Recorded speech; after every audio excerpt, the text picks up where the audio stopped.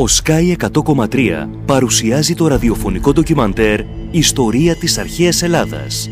Μια μοναδική σειρά εκπομπών με το συγγραφέα και ιστορικό Σαράντο Γιώτα Καργάκο.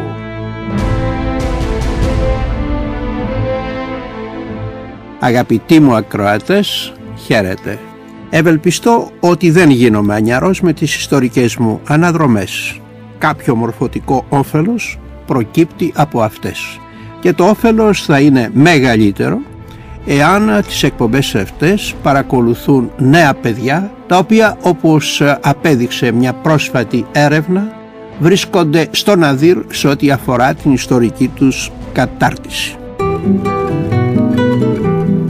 Θα ήταν ιστορικός σολικισμός, αγαπητοί ακροατές, να σας έχω μιλήσει εκτενώς για τα οικονομικά της αρχαίας Σπάρτης, για μια πόλη η οποία λειτουργήσε επί αιώνες άνευ συγκροτημένης οικονομίας, στο βαθμό που ξέρουμε την οικονομία στον τύπο της αρχαίας Αθήνας και των νεότερων καιρών. Να σας έχω μιλήσει για τις περίφημες γυναίκες της Λακωνίας, τις θρυλικές Λάκαινες, για τον λακωνικό έρωτα, και να μην σας έχω μιλήσει για τους άνδρες και τον ιδιαίτερο χαρακτήρα της πολιτικής και στρατιωτικής δομής της αρχαίας Σπάρτης. Σε αυτά θα ρίξουμε το βάρος μας στις εκπομπές που θα ακολουθήσουν. Ίσως μπορεί κάποιος ακροατής να μου καταλογίσει ιστορικό τοπικισμό, γι' αυτό είχα φροντίσει να μιλήσω περισσότερο περιποιητικά για την αρχαία Αθήνα, διότι αυτός ο οποίος σας ομιλεί έχει λακωνικές καταβολές και μια λακωνική νοοτροπία που δεν του επιτρέπει να είναι θοπευτικός, ιδιαίτερα προς την ξεχωριστή πατρίδα του, την Λακωνία. Εν είδη εισαγωγής θα ξεκινήσω με την πιο βαριά κατηγορία που έχει διατυπωθεί στην αρχαιότητα εναντίον της Σπάρτης. Την κατηγορία αυτή διατυπώνει ο Ευρυπίδης στην τραγωδία του Ανδρομάχη. Εδώ τι λέει: «Ω της Σπάρτης κάτοικοι, που είστε οι πιο μισητοί ανάμεσα στους θνητούς ανθρώπους, που κάνετε δόλιες διαβουλεύσεις και είστε στα ψέματα βασιλείς και μηχανοράφοι των κακών, που σας αρέσουν τα διεστραμμένα και τίποτα το υγιές, αλλά πάντα σκέπτεστε υστερόβουλα και με αδικίες απολαμβάνετε επιτυχίες στην Ελλάδα. Τι άλλο συμβαίνει σε εσάς? Δεν γίνονται στον τόπο σας οι περισσότεροι φόνοι? Δεν είστε σχροκερδείς που άλλα λέτε με τη γλώσσα, ενώ πάντα άλλα βρίσκετε να κάνετε έχοντας κάτι διαφορετικό στη σκέψη σας?» Και το δρυμύ αυτό κατηγορώ τελειώνει με το ρήμα «όλισθε, μακάρι να αφανιστείτε». Αυτά λοιπόν για την Σπάρτη από τον Ευρυπίδη. Όσο κι αν λέγεται, αγαπητοί μου ακροατές, ότι η τραγωδία Ανδρομάχη γράφτηκε στα πρώτα χρόνια του Πελοποννησιακού πολέμου, μεταξύ των ετών 427-425, όταν γινόταν σκληρή μάχη περί την Σφακτηρία, όταν οι δύο πόλεις είχαν εμπλακεί σε έναν σκληρό αδυσόπιτο αγώνα μεταξύ τους. Οφείλω να τονίσω ότι το απόσπασμα αυτό μπορεί να αναφέρεται θεατρικά σε μια παλαιότερη εποχή, αλλά στην Σπάρτη του Πελοποννησιακού πολέμου αναφέρεται. Είναι ένα βαρύ κατηγορό. Ωστόσο η Σπάρτη υπήρξε μια πόλη που επενέθηκε, όπως είπαμε και σε προηγούμενες εκπομπές, από φιλοσόφους, από ποιητές, και σήμερα πάλι αντιμετωπίσει έναν σοβαρότατο κίνδυνο. Γίνεται μόδα. Οι Αμερικανοί την έχουν βάλει στο στόχαστρο και γυρίζουν τη μία ταινία κατόπιν της άλλης με θέμα της Σπάρτης, δίνοντας παραποιητική εικόνα όμως της κοινωνίας των Σπαρτιατών και της στρατιωτικής δομής των αρχαίων Σπαρτιατών. Η Σπάρτη αυτή τη στιγμή αντιμετωπίζει τον κίνδυνο να πάθει ό,τι έπαθε το 1730, όταν ο Γάλλος ο Αβάς Φουρμόν, ήρθε με το πρόσχημα να κάνει ανασκαφές και δεν άφησε λίθο επί λίθου στα ερείπια της αρχαίας Σπάρτης.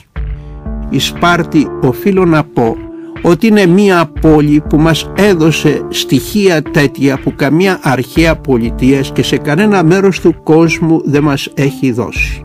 Είναι η πόλη που μας έδωσε το πρώτο πρότυπο πόλης των πολιτών. Η Σπάρτη δεν ήταν μια πόλη που ανήκε στους βασιλείς ή στους άρχοντές της. Ανήκε κατά κύριο λόγο στους πολίτες της, έστω και αν ο πολιτικός τους λόγος σε μεταγενέστερες εποχές εμφανίζεται περιορισμένος. Η πρώτη μορφή λαϊκής συνελεύσεως, απαντά εις την Σπάρτη, είναι η απέλα για την οποία θα μιλήσουμε παρακάτω. Ακόμη θα ήθελα να τονίσω μια άλλη ιδιοτυπία της Σπάρτης.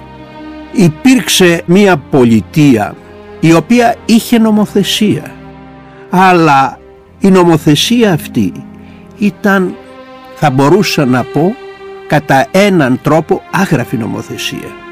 Οι στίχοι του Τυρτέου, όσο και αν φαίνεται περίεργο, υπήρξαν ένα είδος άνευ νόμων νομοθεσίας, μια άνευ παιδαγωγών παιδαγωγία. Και δεν είναι τυχαίο ότι στη Σπάρτη επικράτησε ένα σύστημα εξουσίας που έχει ονομαστεί από την αρχαιότητα ευνομία. Οι νόμοι στην Σπάρτη δεν χρειάζονται να είναι γραπτοί και γενικότερα ο αρχαιοελληνικός κόσμος ήταν μία φιλοσοφία ζωής που τον νόμο δεν τον διάβαζε, τον βίωνε. Ήταν ο νόμος βίωση και όχι μια απλή τυπική τήρηση κάποιων κανόνων που όταν δινόταν η ευκαιρία μπορούσε ο νόμος αυτός να περιγραφεί και να μην εφαρμοστεί. Εκείνο που ίσχυε στην Σπάρτη δεν ήταν τόσο η δύναμη των βασιλιάδων, της γερουσίας ή των εφόρων, όσο ήταν η δύναμη του νόμου. Δεν μου αρέσει να κάνω παραλληλήσεις προς νεότερες εποχές. Ωστόσο δεν τις αποφεύγω πάντα. Θα μπορούσα, θυρεύοντας την επικαιρότητα και την εμπορικότητα, χωρίς ωστόσο να απέχω και από την πραγματικότητα, να υποστηρίξω ότι ο Σπαρτιάτης είναι ο τύπος που έρχεται σε αντίθεση προς αυτό που εκφράζει στο σημερινό καιρό ο όρος παγκοσμιοποίηση. Αντιπροσωπευτικό δείγμα των τάσεων αυτών που θέλουν να κάνουν τέτοιους παραλληλισμούς είναι ο διάσημος φιλόσοφος ο Καρλ Πόπερ, ο οποίος στον περίφημο έργο του, ένα τεράστιο δίτομο έργο με τίτλο «Ανοιχτή κοινωνία», είναι ο θεωρητικός της ανοιχτής κοινωνίας και αντίπαλος της κλειστής κοινωνίας, όπως αυτής της Σπάρτης.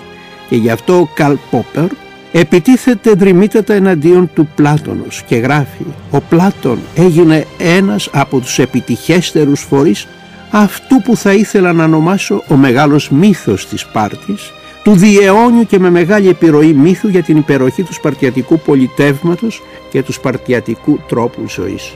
Ο Σπαρτιάτης με την κλειστή του κοινωνία έμοιαζε σαν εκείνος ένα είδος σκαντζοχύρου. Όσο περισσότερο ο κόσμος ανοιγόταν, αυτός πληνόταν. Και ακόμη κάτι που τον κάνει να διαφέρει από τις δικές μας ανοιχτές κοινωνίες.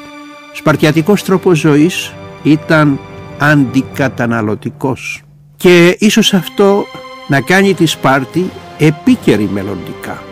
Διότι για να επιβιώσει ο πλανήτης αυτός θα πρέπει να εφαρμόσει μελλοντικά μια πολιτική λιτότητας, να ζήσει όπως θα λέγαμε σπαρτιατικά.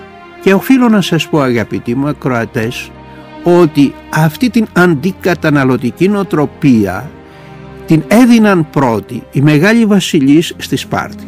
Θα σας διαβάσω ένα πολύ ωραίο απόσπασμα από αυτά τα οποία μας έχει προσφέρει η αρχαία γραμματολογία και συγκεκριμένα ένα απόσπασμα που έχει διασωθεί από το έργο ενός σπουδαίου ιστορικού, του Θεοπόμπου, που δυστυχώς το έργο του δεν σώθηκε ολόκληρο, μόνο μερικά αποσπάσματα. Ακούστε το απόσπασμα αυτό για να βγάλετε το συμπέρασμά σας. Ενώ ο Αγισίλαος προσέγγιζε προς τη Θράκη ερχόμενος από τη Μικρά Ασία, Οι Θάσχοι, οι κάτοικοι της Θάσου, του έστειλαν κάθε λογής βοσκήματα και καλοθρεμμένα βόδια, επιπλέον δε γλυκίσματα και κάθε είδους λιχουδιές.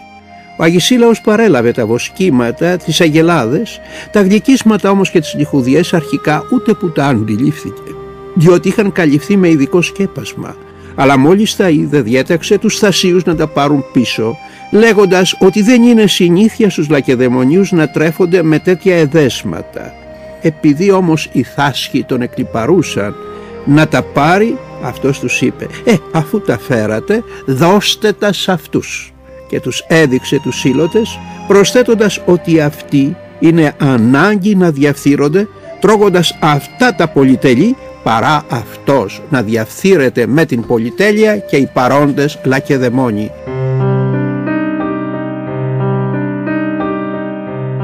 Έχει κατηγορηθεί, αγαπητοί μου ακροατές, η Σπάρτη ότι δεν δημιούργησε πολιτικό πολιτισμό και ότι δεν δημιούργησε και πολιτισμό στον τομέα των τεχνών και των γραμμάτων. Θα απαντήσω ως προς το πρώτο.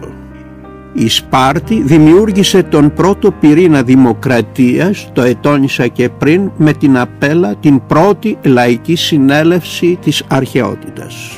Όσο και αν ο Θεόπομπος, ο περίφημος βασιλιάς, περιόρισε τη δύναμη της Απέλας δημιουργώντας το θεσμό των εφόρων, δεν πάβει ωστόσο η Απέλα να υφίσταται μέχρι το τέλος σπαρτιατικής ιστορίας. Σε ό,τι αφορά τώρα τον λεγόμενο πολιτισμό που αφορά στις τέχνες και στα γράμματα, είμαι διατεθειμένος να πω αρκετά, και πρώτα θα σας διαβάσω τι γράφει ένας αξιολογότατος σύγχρονος ιστορικός ειδικός σε θέματα τέχνης, ο Μάρτιν Ντρέχερ, στο έργο του «Αθήνα και Σπάρτη», που δεν είμαι σίγουρος αν έχει ακόμη μεταφραστεί στα ελληνικά. Γράφει για τη Σπάρτη: «Ξένοι αρχιτέκτονες όπως ο Βαθυκλής από τη Μαγνησία σχεδίασε το ιερό του Απόλλων Σαμίκλες, ή ο Θεόδωρος από τη Σάμο σχεδίασε τη Σκιά, μια μεγάλη σκιερή αίθουσα συγκεντρώσεων. Δέχονταν επίσης οι ξένοι καλλιτέχνες παραγγελίες εκ μέρους των Σπαρτιατών, όπως επίσης και ο αυτόχθον αρχιτέκτονας και γλύπτης Γητιάδας, ο οποίος κατασκεύασε τον ναό της Χαλκιδικού Αθηνά στην Ακρόπολη. Επομένως, λέγει ο Ντρέχερ, υπήρχαν πολλά και διάσημα κτίρια στη Σπάρτη κατά τον 6ο αιώνα, τα οποία πρέπει να επέδρασαν στη ρημοτομία της πόλης. Το γνωστό σχόλιο του Θουκυδίδη ότι η Σπάρτη δεν διέθετε κανένα πολύτιμο ναό ή κτίριο οφείλεται στη σύγκριση με τα πομπόδι κτίσματα που κατασκευάστηκαν στην πατρίδα του, την Αθήνα, κατά την εποχή του Περικλή. Σε σχέση με αυτά, τα σπαρτιατικά κτίσματα ήταν μια ταπεινή εξαίρεση. Μα ασφαλώς στη Σπάρτη, πέρα από τη γλυπτική, αναπτύχθηκε η αγκιοπλαστική, τα περίφημα λακωνικά αγκία ήταν διάσημα σε όλο τον κόσμο. Και ακόμη θα πρέπει να σκεφτούμε ότι η τεχνική της επεξεργασίας μικρών ειδωλίων στη Σπάρτη είχε φτάσει σε τέτοιο υψηλό βαθμό, ώστε γύρω στο 775 να έχει αναπτυχθεί τόσο πολύ η λακωνική πλαστική, ώστε σε πολλές περιοχές της Ελλάδος, αλλά και εκτός της Ελλάδος, να βρίσκονται αυτά τα θαυμάσια αντικείμενα. Όμως η Σπάρτη είναι μια πολιτεία η οποία εξακολουθεί μέχρι και σήμερα να αποτελεί αντικείμενο μελέτης όχι μόνο των ιστορικών αλλά και των φιλοσόφων. Μίλησα προηγουμένως για την νομοθεσία της. Οι ρήτρες αυτές που πιθανώς δεν είχαν γραφτεί, δηλαδή οι αποδιδόμενοι στον Λικούργο νομοθεσία, είχαν γίνει βιώματα, είχαν γίνει συνείδηση. Οι Σπαρτιάτες δεν μελετούσαν τους νόμους, βίωναν τους νόμους. Ακόμα η Σπάρτη ήταν μια πολιτεία η οποία δεν ακολουθούσε την γραμμή της καμπύλης και της τεθλασμένης. Είναι η πόλη της ευθείας, η πόλη του άκαμπτου και όχι του εύκαμπτου ήθους. Ο Σπαρτιάτης ήταν πάντοτε αγέροχος, άκαπτος και εκφράζει το ήθος του ταηγέτου που έτσι επιβλητικά υψώνεται πάνω από τη Σπάρτη. Έχει πει ένας ξένος ότι κι αν ακόμη δεν μου είχε πει κανείς που βρίσκομαι, αν τύχει και βρεθώ στη Σπάρτη, Αυτό θα μπορούσε να το καταλάβω αντικρίζοντας απέναντί μου τον Ταΐγετο.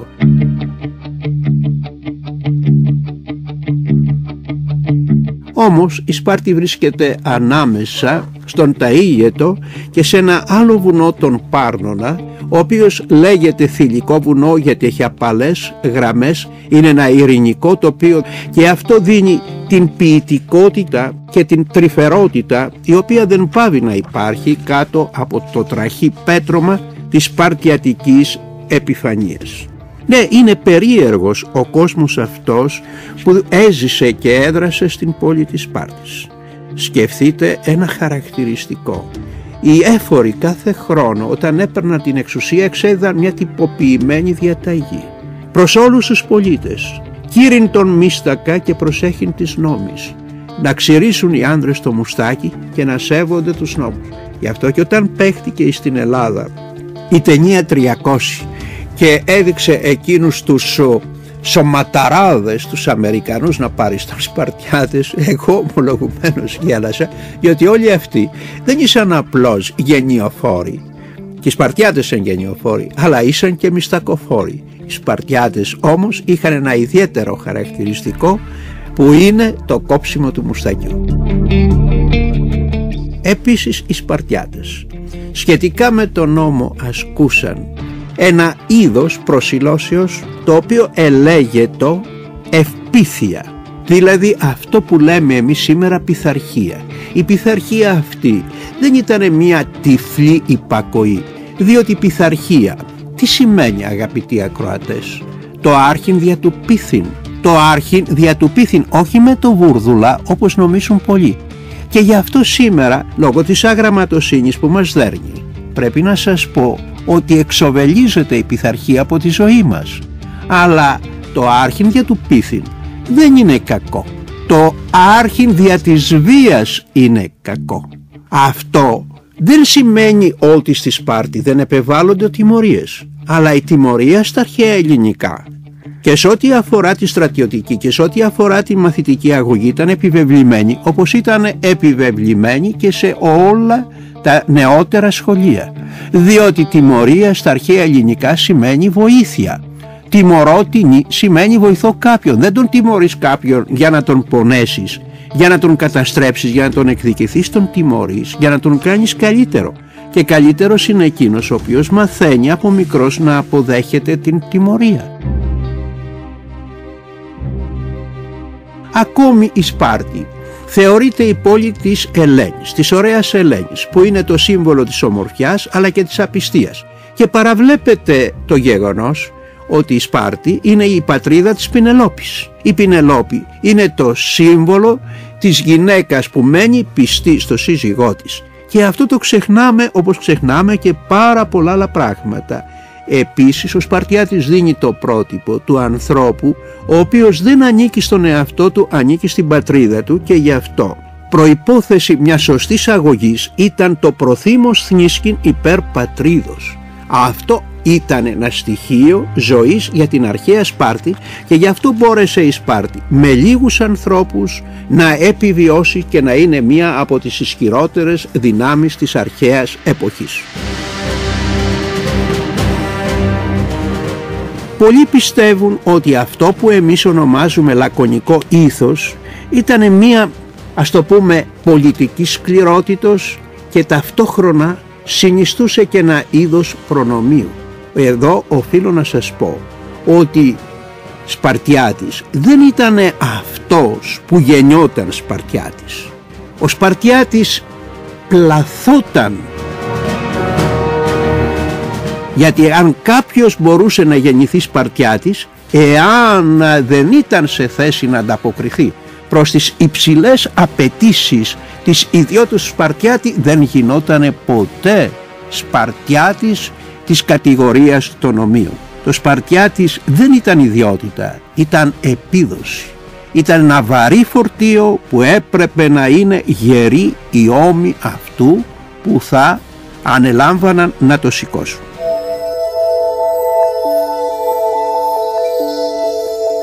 Γενικότερα η Σπάρτη παραμένει ένα τεράστιο πρόβλημα. Για να το εξιχνιάσω εργάστηκα σκληρά μια ολόκληρη ζωή και καρπός των προσπαθειών μου αυτών ήταν ένα δίτομο έργο, η ιστορία της αρχαίας Σπάρτης, όπου εκεί αναγκάζομαι να ομολογήσω ότι η Σπάρτη εξακολουθεί να είναι ένας ιστορικός συλλαβόγρυφος και κάνουν λάθος όσοι νομίζουν ότι μπορούν με χοντρές γραμμές να περιγράψουν τον τρόπο ζωής, το χαρακτήρα και την φυσιογνωμία των αρχαίων Σπαρτιατών. Θα προσπαθήσω με λίγα λόγια να σας δώσω την πολιτική πυραμίδα της Σπάρτης. Η Σπάρτη κυβερνάται από ένα σύστημα εξουσίας που στην κορυφή είναι οι δύο βασιλείς. Δύο βασιλείς από τα αρχαία γέννη των Αγίαδων και των Ευρυποντιδών. Υπήρχε στην παλαιότερη εποχή και ένα τρίτο γένος, οι Αιγιάδες, που φαίνεται ότι προέρχονταν από ένα τρίτο γένος, τους Παμφίλους, οι οποίοι σιγά σιγά εξετοπίστησαν, απομακρύνθησαν από τη Σπάρτη. Αυτοί πιθανώς να πήραν και τον δρόμο για τη δημιουργία απικιών. Δεν είναι σωστό αυτό που λέγεται ότι η Σπάρτη δεν είχε απικίες. Είχε και παραείχε απικίες και μάλιστα σπουδαίες, όπως είναι ο Τάρας ή στη Νότιο Ιταλία, η σημαντικότερη πολιτεία της κάτω Ιταλίας. Αλλά για να μιλήσουμε για αυτούς τους δύο βασιλείς, πρέπει να σας πω ότι αυτός που καθόρισε το στάτους της Σπάρτης δεν είναι κάποιος βασιλιάς, αλλά μία προσωπικότητα, ο Λικούργος. Τι ξέρουμε για τον Λικούργο? Γράφουν πολλά οι αρχαίοι συγγραφείς, αλλά κανένας δεν μπορεί να μας δώσει με σαφήνεια τι ακριβώς ήταν ο Λικούργος. Θα καταφύγω λοιπόν στον Πλούταρχο που μας έχει δώσει τη βιογραφία του. Θα ακούσετε λοιπόν τι λέγει ο μεγάλος Χερονεύς. Για τον νομοθέτη Λικούργο δεν είναι δυνατόν τίποτα να λεχθεί που να μην μπορεί να αμφισβητηθεί. Για την έρευνα που έχει γίνει για το γένος, για το ταξίδι και για το θάνατό του, κυρίως όμως για την νομοθεσία και το απολύτευμά του, έχουν ιστορηθεί πολλά και μεταξύ τους διαφορετικά, αλλά ούτε στο ελάχιστο μπορεί να υπάρξει συμφωνία για τους χρόνους που έζησε. Εγώ προσωπικά υποθέτω ότι αυτό που λέγεται Λικούργος, το ιστορικό φαινόμενο Λικούργος, είναι μεταγενέστερο της δικόρυφης βασιλικής εξουσίας και απλώς ο Λικούργος οργάνωσε σε πιο σωστές και στρωτές βάσεις το πολιτικό σύστημα της Σπάρτης.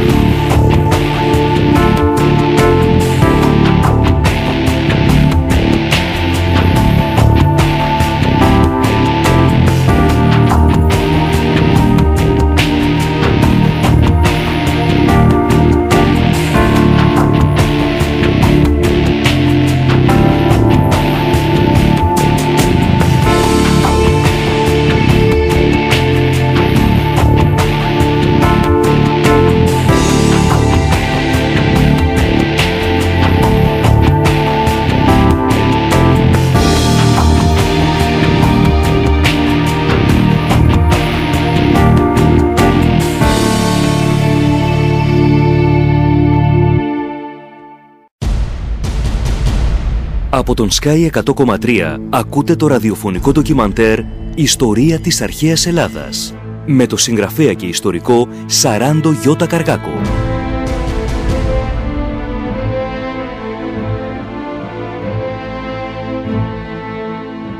Και πάλι μαζί, αγαπητοί ακροάτες, συνεχίζουμε τον λόγο περί Λικούργου.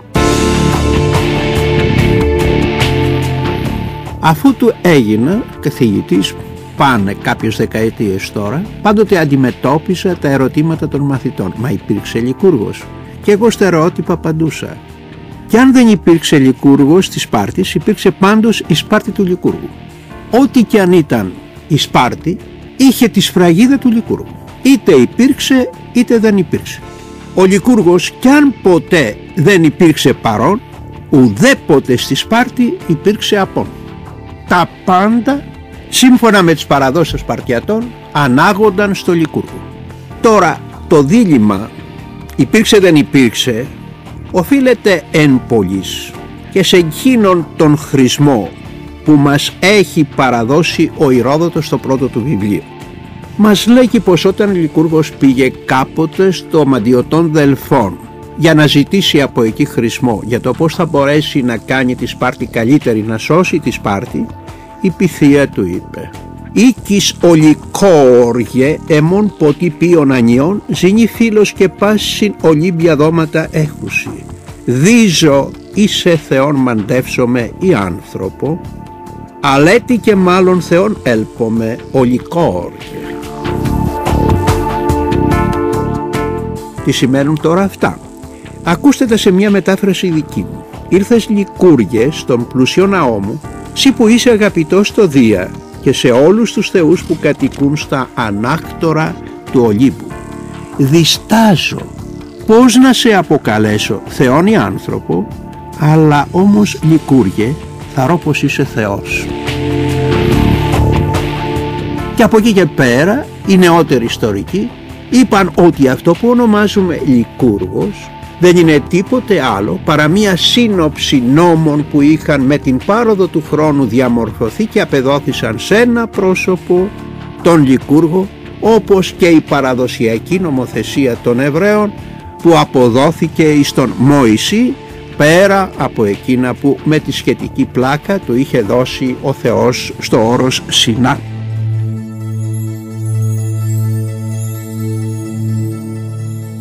Ο Λικούργος ζήτησε να πάρει από την Pythia αρχές για να επιβάλλει την ευνομία στην στασιάζουσα Σπαρτιατική πολιτεία. Του είπε λοιπόν η Pythia, σύμφωνα τώρα με τον Διόδωρο το Σικελιώτη: «Ήλθες ζητώντας ευνομία. Εγώ λοιπόν θα σου δώσω νομοθεσία που τέτοια άλλη πόλη στη γη δεν θα αποκτήσεις». Μα υπάρχει αυτή η νομοθεσία. Υπάρχει εν σπέρματι και αυτή έχει διασωθεί με πολύ ωραίο τρόπο, δύσκολο ομολογουμένος, στον Πλούταρχο, που και είναι η περίφημη ρήτρα η οποία λίγο πολύ συμπυκνώνει αυτό που εμείς ονομάζουμε λακωνική νομοθεσία. Θα προσπαθήσω να σας διαβάσω επακριβώς την ρήτρα και μετά θα κάνω μία απόπειρα να την μεταφράσω, διότι πρόκειται για ένα από τα πλέον δυσμετάφραστα κομμάτια που μας έχει παραδώσει η αρχαία γραμματολογία. Στο κομμάτι αυτό έχουν σκοντάψει και έχουν σπάσει συχνά τα μούτρα τους μεγάλοι ιστορικοί και μεγάλοι φιλόλογοι. Το ζήτημα δεν έχει ακόμη εξαντληθεί, γιατί δεν αποκλείεται κάποιες ανασκαφές να μας αποκαλύψουν και κάποιες εκπλήξεις. Είναι διατυπωμένο σε αρχαίο δωρικό λόγο. «Διό Σιλανίου και Αθανάς Σιλανίας ιερών ιδρυσάμενων, φυλάς φυλάξαντα και οβάσοβάξαντα τριάκοντα γερουσίαν συναρχαγέτες καταστήσαντα, ώρες εξοράν απελάζειν μεταξύ βαβίκας τε και κνακιώνος, ούτως εισφέρειν τε και αφίσταστε, δάμο δανταγορίαν ήμεν και κράτος». Ασφαλώς δεν καταλάβατε τίποτα, όπως δεν θα καταλάβαινε και ένα σύγχρονο παιδί εάν του μιλούσε κανένας παπαδιαμαντιστή. Λοιπόν, Απόπειρα ερμηνείας. Λέει λοιπόν η Πυθία στον Λικούργο: να ιδρύσεις ιερό προς τιμήν του Σιλανίου Διός και της Αθηνάς Σιλανίας, να κατανείμεις το λαό σε φυλές και φατρίες, να εγκαθιδρύσεις αρχή τη γερουσία, αποτελούμενη από 28 γέροντες και τους 2 βασιλείς, και κατά διαστήματα να συγκαλείς τη συνέλευση του λαού, δηλαδή την Απέλα, στο χώρο ανάμεσα στη Βαβίκα και στον Κνακιώνα, όπου θα κάνεις ή η γερουσία θα κάνει προτάσεις και ακολούθως οι πολίτες θα διαλύονται. Για πρώτη φορά από ό,τι έχω υπόψη μου, αγαπητοί ακροατές, η νομοθεσία ενός κράτους μακράς διαρκείας εμπεριέχεται σε 4,5 γραμμές. Η ανάλυση αυτή θα μας έτρωγε μία ολόκληρη ώρα. Ας πούμε παραδείγματος χάρη η λέξη οβά. Στην αττική γλώσσα είναι οβή, δηλώνει υποδιέρεση των 3 αρχικών δωρικών φύλων. Ο λεξικογράφος Ησύχιος το μεταφράζει με το κόμ. Το μάλλον βέβαιο είναι πως αντιστοιχεί προς την αττική φράτρα ή φατρία ή φρατρία, και ο βάτης είναι ο ανήκον εις την οβή. Δημιουργεί προβλήματα αυτό που λέγει Διός Σελανίου. Πολλοί λένε ότι πιθανώς να είναι Σκυλανίου και Αθηνάς Σκυλανίας, Σελανίας κτλ. Υπάρχει και ακόμη στη Λακωνική Σελασία, την οποία επισκέπτεται κανείς προτού φτάσει στη Σπάρτη. Η δική μου άποψη είναι ότι αν θα πρέπει να γίνει διόρθωση, θα έπρεπε να είναι Σκυλανίου και Σκυλανίας, από το ρήμα σκυλεύω, όπου σημαίνει παίρνω τα λάφυρα, και προφανώς θα ήταν 2 ναοί της Αθηνάς και του Δία, στους οποίους ναούς οι Σπαρτιάτες αφιέρωναν τα σκύλα, δηλαδή τα λάφυρα από τους πολέμους. Τώρα σχετικά με τη Βαβίκα και τον Κνακιώνα. Ασφαλώς η Βαβίκα είναι μία γέφυρα, η οποία υπολογίζεται ότι βρίσκεται σε ένα σημείο προσδιορισμένο σήμερα, αλλά επειδή τα λέμε από ραδιοφώνου και δεν έχουμε χάρτες, είναι δύσκολο να σας το δείξω ακριβώς. Άλλωστε και ο Αριστοτέλης μας το λέει ότι η Βαβίκα είναι γέφυρα.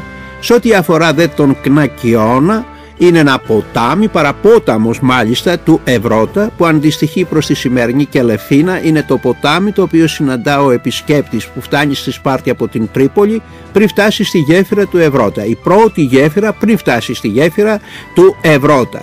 Και παλαιότερα λεγόταν η Κελεφίνα αυτή, είναι ο αρχαίος Ινούς, και γι' αυτό η επικράτεια εκεί της περιοχής λέγεται και σήμερα Δήμος Ινούντος.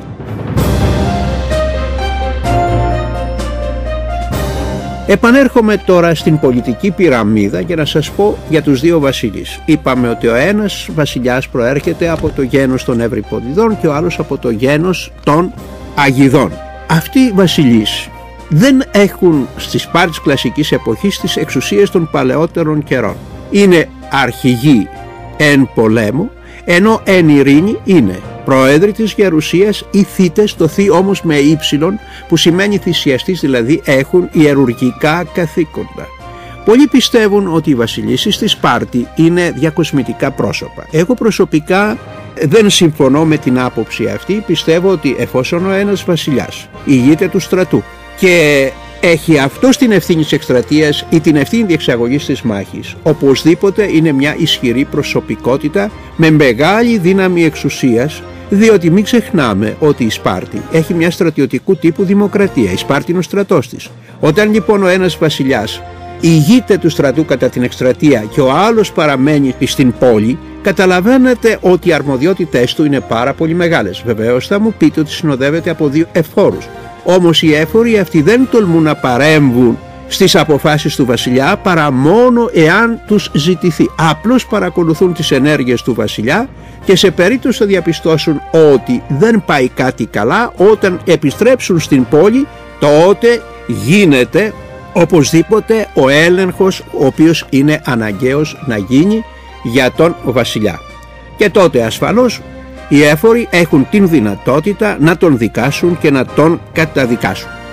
Τώρα ερχόμεθα στην γερουσία. Η γερουσία αποτελείται από ανθρώπους μεγάλης ηλικίας, είναι άνω των 60 ετών, και 2 οι βασιλείς μας κάνουν 30. Οι βασιλείς μπορεί να είναι μικρότεροι, ασφαλώς, γιατί μπορεί κάποιος να είναι βασιλιάς σε ηλικία 17 ετών. Οπωσδήποτε με το να είναι οι γερουσιαστές ισόβιοι, είναι άνθρωποι οι οποίοι έχουν συγκεντρώσει τεράστια πολιτική πείρα και επειδή έχουν συμμετοχή σε όλες τις στρατιωτικές επιχειρήσεις θα έχουν και ανάλογη στρατιωτική πείρα. Αυτή κατά κάποιον τρόπο είναι το πολιτικό και στρατιωτικό κεφάλαιο της Σπάρτης, είναι οι δεξαμενές ιδεών όπως θα λέγανε οι σημερινοί Αμερικανοί, διότι αυτοί έχουν διατηρήσει έστω και διά της παραδόσεως όλη την στρατιωτική και πολιτική σοφία της πόλης.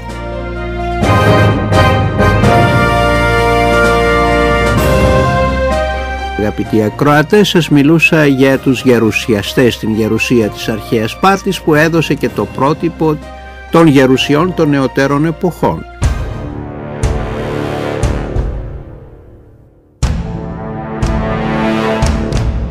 Μην ξεχνάτε, κατά μίμηση της Σπάρτης, γερουσία δηλαδή την περίφημη Σενάτους είχαν και οι Ρωμαίοι, γερουσία είχαν και οι Γάλλοι, γερουσία εξακολουθούν να έχουν και οι Αμερικανοί και μάλιστα είναι και αυτό ένα ισχυρό σώμα που καθορίζει εν πολλοίς τις εξελίξεις της αμερικανικής πολιτικής. Επανέρχομαι λοιπόν στην Σπάρτη. Οι γερουσιαστές είπαμε ότι είναι 28, μαζί με τους δύο βασίλεις αποτελούν ένα σώμα 30 ατόμων. Οι βασίλεις είπαμε ότι δεν είναι απαραίτητο να έχουν την ηλικία των γερουσιαστών. Οι γερουσιαστές πρέπει απαραίτητος να είναι 60 ετών, να μην υπάρχει καμία μομφή εις βάρος τους, να μην υπάρχει καταδίκη, να μην έχουν για τίποτε στιγματιστεί. Και προσέξτε ο τρόπος της εκλογής πως γινόταν, ένας τρόπος που ο Αριστοτέλης, ο οποίος είναι και ο καλύτερος όπως σας έχω πει πολιτιολόγος της αρχαίας Ελλάδος, τον θεωρεί πεδαριώδη. Κλεινότανε μία ομάδα επιλέκτων πολιτών μαζί με έναν έφορο σε ένα παράπηγμα. Αυτοί δεν μπορούσαν να βλέπουν τι γίνεται έξω. Ήταν όπως τα λέγαμε σήμερα μαντρωμένοι. Και το περιμάντρωμα αυτό γινόταν στο χώρο των λαϊκών συνάξεων, στην Απέλα. Οι υποψήφιοι γερουσιαστές, και υποψήφιους είχαμε όταν πέθανε κάποιος γερουσιαστής, γιατί οι γερουσιαστές ήταν ισόβιοι, παρουσιάζονταν μπροστά στην Απέλα, ένας-ένας. Και ο κόσμος βοούσε θετικά. Περνούσε λοιπόν ο Α, ακουγότανε μία βοή. Περνούσε ο Β, ακουγότανε μία φωνή μικρότερη, δυνατότερη και ούτω καθεξής.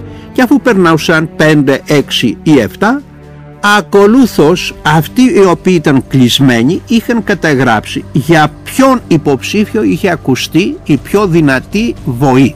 Με άλλα λόγια, ποιος είχε τη μεγαλύτερη επιδοκιμασία. Λοιπόν, λέγανε για τον πρώτο, τον δεύτερο, τον τρίτο ή για τον τέταρτο, χωρίς να ξέρουν όμως ποιος είναι. Και έτσι, ας το πούμε, ετηρείτο το κρυπτόν, το απόρριτον, και οι υπόλοιποι έφοροι έλεγαν τα περισσότερα, ας το πούμε, ζήτω ακούστηκαν για τον πρώτο ή για τον δεύτερο, για τον τρίτο, για τον τέταρτο, και έτσι γινόταν η εκλογή του νέου γερουσιαστή. Ποιο ήταν το καθήκον των γερουσιαστών? Κατά κύριο λόγο να καταρτήσουν αυτό που θα λέγαμε τα προβουλεύματα, αυτό που είχαν οι Αθηναίοι βουλευτές, αυτά δηλαδή τα θέματα τα οποία θα συνεζητούνται στην Απέλα που ήταν η λαϊκή συνέλευση της Σπάρτης. Και ακολούθως, εάν είχαν την έγκριση της Απέλας, γίνονταν απόφαση, γίνονταν θέσπισμα, με άλλα λόγια γινόταν νόμος. Η Απέλα τώρα είναι η αρχαιότερη εκκλησία του Δήμου στον αρχαίο κόσμο. Σε παλαιότερες εποχές είχε πάρα πολύ μεγάλη δύναμη. Σιγά σιγά όμως η δύναμή της αυτή άρχισε να περιορίζεται, ιδιαίτερα αφότου ο βασιλιάς Θεόπομπος τον 8ο αιώνα, που οι Σπαρτιάτες είχαν πολλές ατυχίες κατά τον Μεσονιακό πόλεμο. Γι' αυτό, λόγω του ότι ήταν δύσκολη η λήψη των αποφάσεων, περιόρισε τη δικαιοδοσία της Απέλας. Η Απέλα δεν εψήφιζε με χειροτονία όπως γινόταν στην Αθήνα, εψήφιζε διαβοής.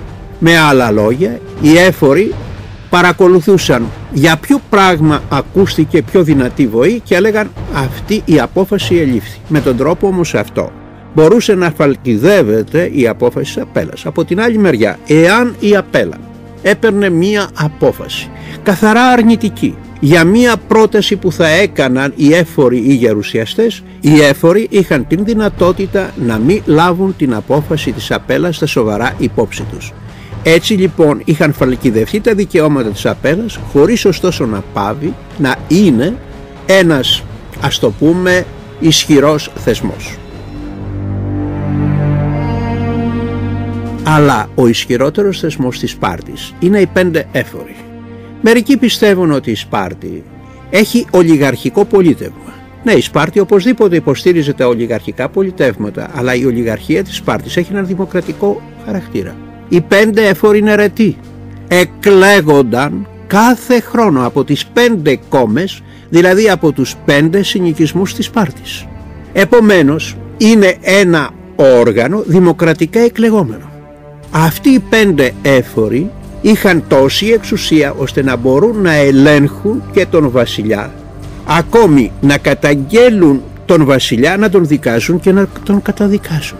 Είχαν δύναμη να μην εγκρίνουν μια απόφαση της απέλας. Επιπλέον 2 έφοροι παρακολουθούσαν, όπως είπαμε, τους βασιλείς κατά την εκστρατεία.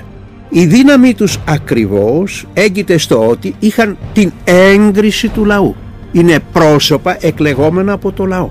Ωστόσο τα πρόσωπα αυτά είχαν μία αυστηρότητα και η αυστηρότητα αυτή διαχεόταν σε όλο το πολίτευμα της Σπάρτης. Συνεπώς, οι έφοροι, οι εν τέλει όπως λέγονταν, ήταν εκείνοι οι οποίοι καθόριζαν το πολιτικό στάτους της Σπάρτης. Η ιδιομορφία της Σπάρτης έγκυται στο ότι δεν γνώρισε ποτέ τυραννία. Ίσως και γι' αυτό δεν προχώρησε σε μορφή δημοκρατίας κατά τον τύπο των αρχαίων Αθηνών, οι οποίοι αρχαίοι Αθηναίοι, όπως έχετε υπόψη σας, είχαν 30 χρόνια τυραννίδα, την τυραννίδα των Πισιστρατιδών. Η Σπάρτη προχωράει από την βασιλεία σε μια μορφή δημοκρατικής οργανώσεως με την απέλα, επειδή όμως είναι ένα στρατιωτικό κράτος και επειδή οπωσδήποτε τα πολλά όργανα περιορίζουν την λήψη των αποφάσεων σε σύντομο χρόνο, περιορίζονται τα δικαιώματα της απέλας, δημιουργείται ο θεσμός των εφόρων. Οι έφοροι είναι 5 και οι 5 αυτοί έχουν την δυνατότητα με πολύ μικρή σκέψη σε σύντομο χρόνο να πάρουν αποφάσεις οι οποίες είναι απαραίτητο να παίρνονται γρήγορα προκειμένου για μια στρατιωτική κοινωνία όπως ήταν η κοινωνία των Σπαρτιατών.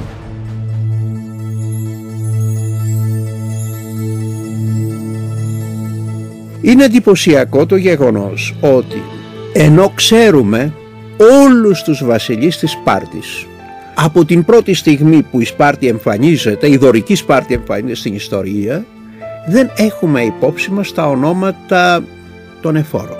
Ένας σπουδαίος Ιταλός ιστορικός είχε κάνει την ακόλουθη καταμέτρηση και είχε πει ότι από τον 8ο αιώνα μέχρι το 185, αν δεν μ' απατάει η μνήμη π.Χ., γνωρίζουμε όλα τα ονόματα των βασιλέων της Σπάρτης. Δηλαδή για 500-600 χρόνια ξέρουμε όλα τα ονόματα των βασιλιάδων της Σπάρτης.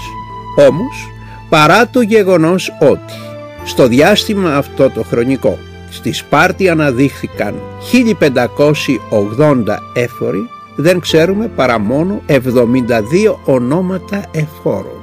Άρα λοιπόν ο Σπαρτιάτης βασιλιάς ήταν μια ταμπέλα, μια ετικέτα όπως αυτή που βάζαμε στο τετράδιο για να μπορεί να γίνεται κατά κάποιον τρόπο η χρονολόγηση, η ταυτοποίηση κάποιων γεγονότων. Δεν θα έλεγα αυτό, διότι ο Σάκης στη Σπάρτη ανέδειξε αξιόλογους βασιλείς. Οι βασιλείς αυτοί έπαιξαν πολύ σημαντικό ρόλο στην ιστορία της, όπως συνέβη με τον Λεωνίδα, τον Κλεομένη τον Πρώτο, όπως θα γίνει με τον Αγισίλαο, όπως θα γίνει με τον γιο τον Αρχίδαμο και όπως θα γίνει με εκείνους τους τελευταίους βασιλείς της Σπάρτης, τον Άγη και τον Κλεομένη, που είναι ίσως οι ωραιότερες μορφές του αρχαίου κόσμου, που ευελπιστώ να έχουμε χρόνο και υγεία να σας τους περιγράψω περί το τέλος, ας το πούμε, των πολιτικών αυτών περιπάτων.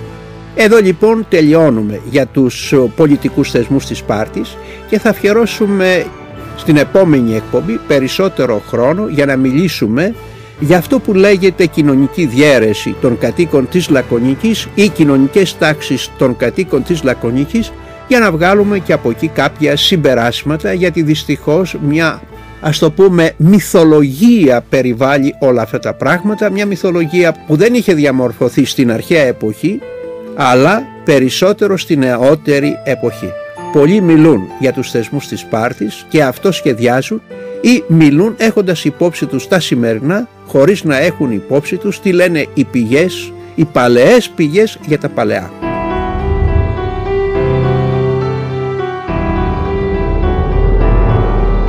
Ακούτε από τον Sky 100,3 το ραδιοφωνικό ντοκιμαντέρ «Ιστορία της αρχαίας Ελλάδας» με το συγγραφέα και ιστορικό Σαράντο Γιώτα Καργάκο. Σε λίγο η συνέχεια.